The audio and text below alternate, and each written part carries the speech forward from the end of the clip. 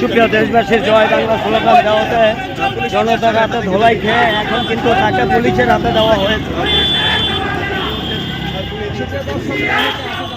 দেশবাসী, আপনারা দেখছেন জয় বাংলা স্লোগান দেওয়ার অপরাধে তাকে কিন্তু ধরে পুলিশের হাতে দেওয়া হয়েছে।